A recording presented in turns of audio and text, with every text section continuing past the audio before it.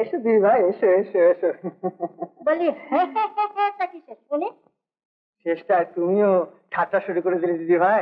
ওরে আমার ঠাট্টার লোক রে, 3 প্রহর বেলা হলো এখনো মুখে জল দিইনি, এই আমার ঠাট্টার সময়? বলি হে হে না করে যা আসল কথা তাই বলে থাক। না না, তেমন কিছু নয়। আমার এই গাছের পাকা পেঁপেটা ভাবলাম দিদি ভাইকে দিয়ে আসে, তাই তোমার জন্য নিয়ে এলাম। তা বেশ করছিস। আমার আর কি আছে বলো, কে খাবে? হ্যাঁ দিদি ভাই, সেই কাজটা এই মাসে সেরে ফেলতে হয়, সামনে আবার মরা মাস। সেগুলো বালি। হ্যাঁ, শান্তি এখন কাঁড়ি কাঁড়ি টাকা রোজগার করছে, সে এখন তোকে পুঁজবে কেন রে হতভাগা? আমায় দেখেছেন? হ্যাঁ না, তুলে রাখো। কি আছে এতে? খুললেই দেখতে পাবে। দেখো না মা। বাহ, বেশ সুন্দর শাড়ি তো। আপনার কিন্তু খুব ভালো মানাবে মাসিমা। ও মা, ওইসব রঙিন শাড়ি পরবেন আমার কি আর বয়স আছে? ওসব উনি তোমার জন্য এনেছে। আমার জন্য? আমার জন্য এসব শুধু শুধু উনি সব করে এনেছেন? নাও মা, একখানে পরিয়ে এসো না। যা মতি মা, ওগুলো নিয়ে ওর সঙ্গে যা।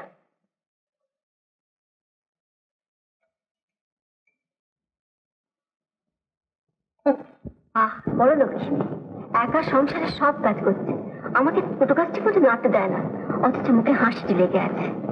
দেখে মায়া হয়। মায়া? তোমার মায়ার দাম সংসারে কে দিলে? আহা হা হা, দেখ, যে দেখো একবার, যেন সাক্ষাৎ জগৎ। আহা হা, দেখি যেন চোখ জুড়িয়ে যায়।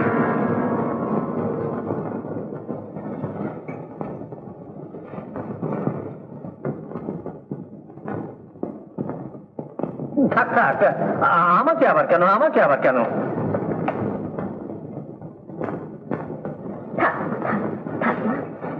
জন্ম স্ত্রী হও মা, সাবিত্রী সমান হও। আশীর্বাদ করি মা, স্বামী পুত্র নিয়ে তুমি যেন সুখী হও। তুমি সুখী হও মা, সুখী হও। তাকে হয়তো দেখা দিয়ে এসো, এ বিষয়ে তোমাকে দেখলে সেই তো সবচেয়ে বেশি খুশি হবে।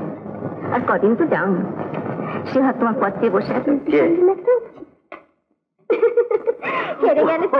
রুবি, নৈনিতাল থেকে কবে এলে? এই মাত্র সোজা স্টেশন থেকে তোমার এখানে এসেছি, তোমায় নিয়ে তবে বাড়ি যাবো। ও, নতুন ছবি কি আঁকলে দেখি? নতুন ছবি কতগুলো। দুয়ারে প্রস্তুত গাড়ি, বেলা অপরাহ্ন, শিল্পী গেরা। আরে শ্যামল, হঠাৎ এই সময়? বসো বসো। বসি বসি। তার জন্য তো তুমি তাই করছো, মানে আমার ভগ্নীটির মস্তিষ্ক পরিপূর্ণভাবে যত্ন করেছো। পাগলামি যে একটা ছোঁয়া ছিল, এর আগে আমার জানা ছিল না। এবারে কি কি ছবি দিচ্ছ শেখরদা? এবারে আমি একটা ছবি দেবো ঠিক করেছি। কেন? 2 বছরে এত ছবি এঁকে মুখে একটা ছবি দেবে?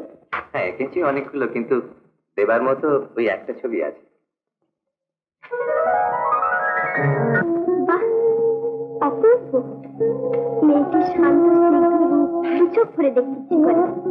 এ কি কোনো মডেল শেখরদা? মডেল কিনা জানি না, তবে একদিন বিকেলে এই জানলার ধারে ঠিক অমনি অসহায় ভঙ্গিটি নিয়ে বসেছিল। তোর এই কালো ডাগর চোখে ছিল ফিরু ব্যাকুল চাঁদ। অদ্ভুত সুন্দরী তো। কে রে শেখর? আমার পরিচিত একটি মেয়ে। দেখ, তো ছবিতে যতটা রূপ দিয়েছিস, আসলে তার যদি আর্ধেক রূপ থাকে, তাহলে মেয়েটিকে রূপসী করতে হবে।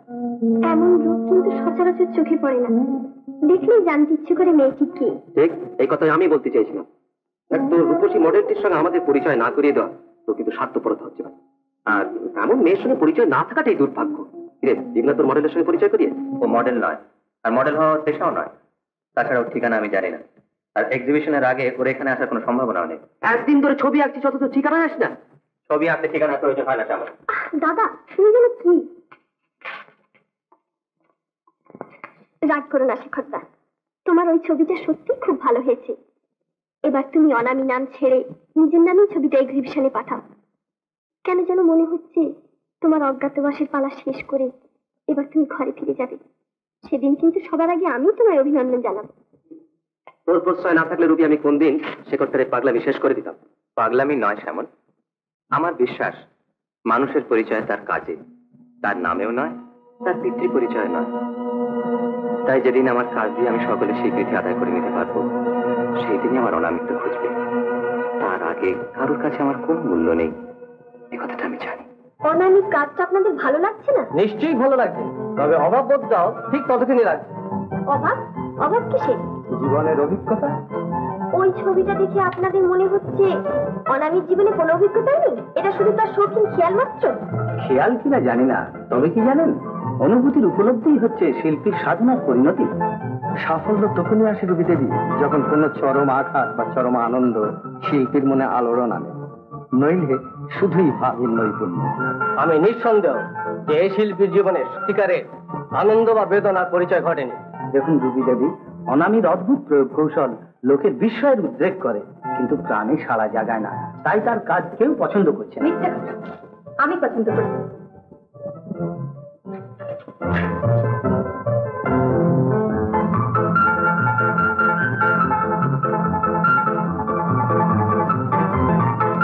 দাদা, হ্যাঁ? এই দাদা শেখর দাসী মডেল না? কই তুমি কই? ওই তো। আরে কোথায় গেল? এখনো তো ছিল। চল চল চল দেখি গায়। পেশাদার সমালোচকের চাইতে শিল্পীর কাছে শিল্পীর মতামতের মূল্য অনেক বেশি। সে সমালোচনা যত বিকৃত, যত অসঙ্গতি হোক না কেন, তার মধ্যে সত্যি আছে। কতগুলো হিংসুট আর নিন্দুকের কথার মধ্যে কোনো সত্যি নেই। ওরা বলে তোমার কাজের মধ্যে হৃদয়ের কোনো বালাই নেই, শুধু প্রাণহীন নৈপুণ্যের অভিব্যক্তি। তার কারণ জীবন সম্বন্ধে তোমার কোনো অভিজ্ঞতাই নেই, বেদনাই নাকি সৃষ্টির উৎস। ওরা মিথ্যে বলে না শান্তি। তোমার ছবির মধ্যে কোনো অভাব আছে, এই কথা আমি বিশ্বাস করি না। আচ্ছা, আমার ছবিটা তোমার এত ভালো লাগলো কেন? ভালো বলেই ভালো লাগলো, অন্য কোনো কারণ তো আমার জানা নেই। আর শুধু আমি কেন, রুবি বলে একটি মেয়ে, সে তোমার হয়ে নিন্দুক দলের সঙ্গে খুব ঝগড়া করছিল। আমার মনে হয় তার মতো তুমিও শুধু ভদ্রতার খাতিরে কথাটা বলছো। ভদ্রতা? তোমরা শুধু স্বার্থপরের মতো নিজেদের কথাটাই ভাবো, আর যে কেউ অলক্ষ্যে থেকে তোমাদের কথা চিন্তা করতে পারে এটা তোমাদের নজরেও পড়ে না। তুমি দেখলে শুধু ভদ্রতা, আমি যে তোমায় কত শ্রদ্ধা করি, ভক্তি করি, ভালোবাসি, সেটা তো বুঝলে না। আমার কথা তুমি ব্যথা পেয়েছো, কিন্তু বিশ্বাস করো তোমাকে ব্যথা দেবার জন্য এই কথা আমি বলিনি। মাঝে মাঝে আমি এমন সব কথা বলে ফেলি যার জন্য পরে আমাকে অনুতাপ করতে হয়। সে কথা দেখো, জীবনে চরম আঘাত আমি কোনোদিন পাইনি, কিন্তু অভিশাপ আমার পিছু ছাড়েনি। আমি হতে চেয়েছি শিল্পী, সব করেছি। আমার বন্ধু বান্ধবরা আমার ব্যর্থতা নিয়ে হাসাহাসি করেছে, অনেকেই আমাকে অত্যন্ত অহংকারী বলে ভুল করেছে। সেই জন্যে উঠা করে বসে আমার মনে হয় বুঝি আমার সেই ব্যর্থতা নিয়ে বুঝি বিদ্রুপ করছে। তোমার এই সহজ কথাটা সেই জন্য আমি বিশ্বাস করতে পারি না। আমি জানি তুমি আমায় অবিশ্বাস করো। অবিশ্বাস? আমি তোমায় অবিশ্বাস করি না। আমার মন বলছে তোমাকে অবিশ্বাস করলে আমার সব ব্যর্থ হয়ে যাবে। জীবনের স্রোতে কে কোথায় ভেসে যাব হয়তো আমাদের আর দেখাই হবে না। এইটাই তো স্বাভাবিক। তুমি যদি মস্ত বড় শিল্পী হয়ে দেশের ও দশের মধ্যে স্থান করে নেবে, সেদিন আমার স্থান কোথায়? আমি কে? একজন নগণ্যা, অপরিচিতা। হয়তো আমার এমন পরিচয় আছে যেটা স্বীকার করতে আমার লজ্জায় মাথা কাটা যাবে। কখনো না।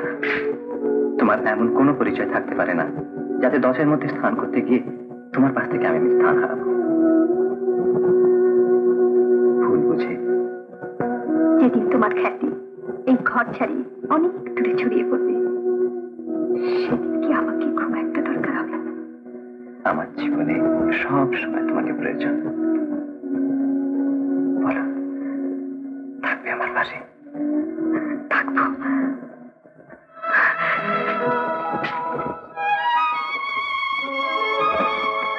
আমি রইলাম তোমার ওই ক্যানভাসে বাঁধা, নিয়ে চললাম তোমার সঙ্গে করে। থাকবে সবসময় আমার সাথে সাথে। এই, শান্তি শোনো। কাল আবার আসবো বিকেলে, ঠিক শোন কেমন? আমার সঙ্গে কোনো নাচ থাকে একটু পাঠিয়ে দিন। নাচ কাকা, নাচের দরকার হবে না, আমি থাকবো। কিন্তু সবসময় অ্যাটেন্ড করতে হবে, সে যে বড় পরিশ্রমের কাজ মা।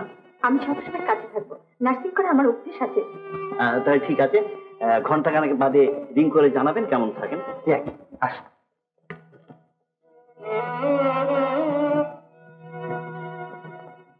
কি আঁকছো বলো তো? একটা পোর্ট্রেট। এই পোর্ট্রেট আঁকার জন্য তোমায় অপেক্ষা করে থাকতে হবে? আজ 15 দিন ধরে রোজই আশা করে রয়েছে সে আসবে, কিন্তু 5টা বাজতে চললো, সে বোধহয় আর আসবে না। 15 দিন অপেক্ষা করছো, কিন্তু কেন আসছে না খবর না? আমি তো তার ঠিকানা জানি না। ঠিকানাও জানো না? দেখো, যাকে নিজের পরিচয় জানাতে পারেনি তার পরিচয় বা জানতে চাই কি করে? আমায় ডেকে পাঠিয়েছে মা। হ্যাঁ না কাকা, কর্তাবাবু এই চেকটা দিয়েছেন, এটি ভাঙিয়ে যা যা পাও না তাকে দিয়ে দেবেন। বেশ তাই হবে।